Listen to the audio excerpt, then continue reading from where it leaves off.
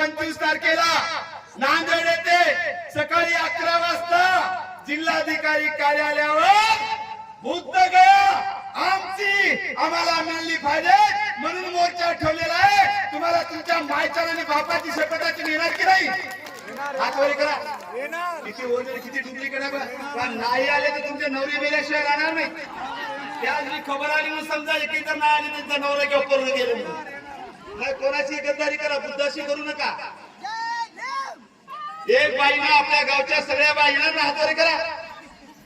बुद्ध का माझं शेत म्हणून नाही मला भेटावं देव देव